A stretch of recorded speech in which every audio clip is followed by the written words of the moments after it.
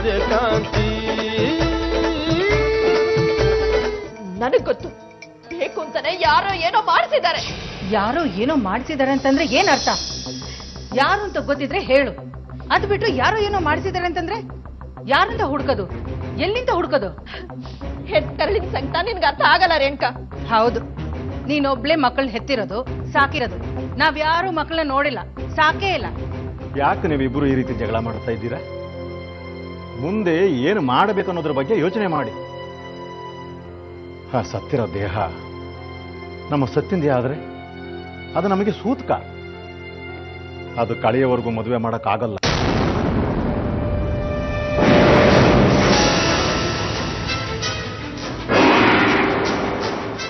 ದೇವಸ್ಥಾನಕ್ಕೆ ಹೋಗ್ತೀನಿ ಅಂತ ಬೆಳಿಗ್ಗೆ ಹೋದೋಣ, ಈಗ ಬರ್ತಿದ್ಯಾ? ಸ್ವಲ್ಪ ಜವಾಬ್ದಾರಿ ಬೇಡವಾ? ಅಮ್ಮ ಒಂದ್ ನಿಮಿಷ, ಏನ್ ನಡೀತು ಅಂತ ನಾನು ಹೇಳ್ತೀನಿ. ಇದ್ರಲ್ಲಿ ನಿಮ್ದೇನು ತಪ್ಪಿಲ್ಲ ಬಿಡಿ.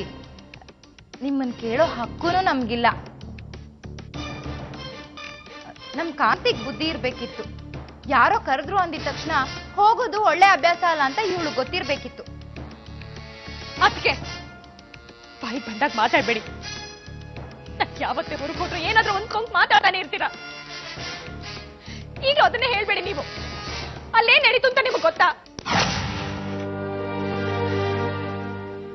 ದೇವಸ್ಥಾನದಿಂದ ಬರ್ತಾ ಮಂಜುನಾಥ್ ಅವ್ರು ಸಿಕ್ಕಿದ್ರು.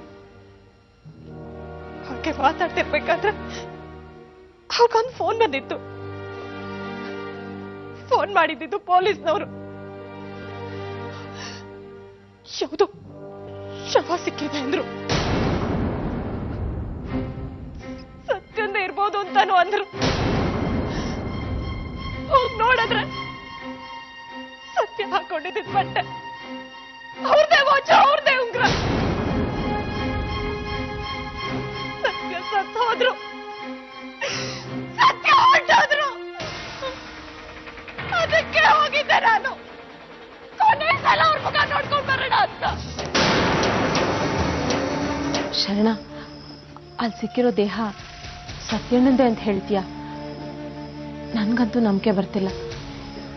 ನನಗೂ ನಂಬಿಕೆ ಬರ್ತಾ ಇಲ್ಲ. ಆದರೆ ಅದೇ ಬಟ್ಟೆ ಅದೇ ವಾಚ್ ಅಂದಮೇಲೆ ಅದು ಅವನದೇ ಆಗಿರ್ಬೇಕಲ್ವಾ? ಆದ್ರೆ ನನ್ಗಲ್ಲ ಅನ್ನಿಸ್ತಾ ಇದೆ. ಯಾರು ಮಾಡಿರ್ಬೋದು ಅಂತ ಕೆಲಸನ? ಸತ್ಯಣ್ಣಂಗೆ ಶತ್ರುಗಳೇ ಇರಲಿಲ್ಲ. ಗಂಗಾ, ಇದು ಹೊರಗಡೆ ಶತ್ರುಗಳು ಮಾಡಿರೋ ಕೆಲಸ ಅಲ್ಲ, ಒಳಗಿರೋರೇ ಮಾಡಿರೋದು. ಒಳಗಿರೋರು ಅಂದ್ರೆ? ಈ ಕೆಲಸ ಮಾಡೋದು ನಿಮ್ಮ ಮನೆಯವರೇ. ಯಾರು? ಏನ್ ಹೇಳ್ತಾ ಇದೀಯ ನೀನು?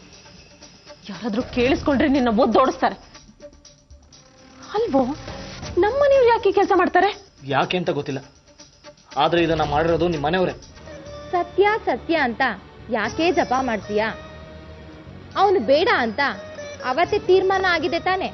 ತೀರ್ಮಾನ ಮಾಡ್ಬೇಕಾಗಿರೋದು ನಾವಲ್ಲ, ಅವರು.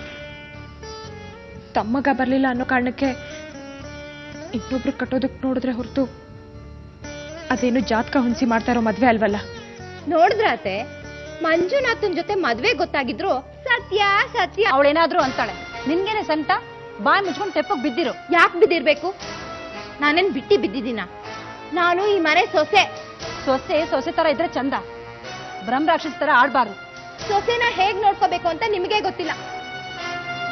ಒಬ್ಬನ ಜೊತೆ ಮದ್ವೆ ನಿಶ್ಚಯ ಆಗಿದ್ರು ಇನ್ಯಾರ್ದೋ ಧ್ಯಾನ. ಮದ್ವೆ ಗೊತ್ತಾಗಿರ್ಬೋದು, ಆದ್ರೆ ಇನ್ನೂ ಆಗಿಲ್ವಲ್ಲ. ಅದಾಗೋದು ಇಲ್ಲ. ಸತ್ಯಂಗೆ ಏನಾಗಿದೆ ಅಂತ ತಿಳ್ಕೊಳ್ಳೋವರೆಗೂ ನಾನ್ ಮದ್ವೆ ಆಗಲ್ಲ. ಯಾರಾದ್ರೂ ಹಠ ಮಾಡಿದ್ರೆ ನನ್ ಹೆಣ ನೋಡ್ಬೇಕಾಗುತ್ತೆ.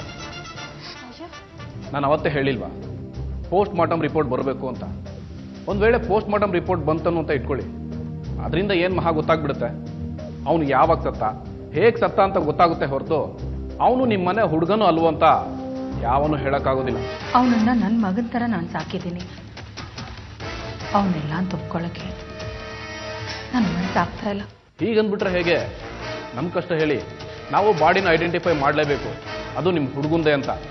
ಆದರೆ ಅವರಮ್ಮ ಹೇಳ್ತಾರೆ ಅವನು ನಮ್ಮ ಮಗ ಅಲ್ಲ ಅಂತ. ಮದರ್ ಸ್ಟೇಟ್ಮೆಂಟು ತುಂಬ ಇಂಪಾರ್ಟೆಂಟು, ನಿಮ್ದಲ್ಲ. ಸೂರ್ಯಕಾಂತಿ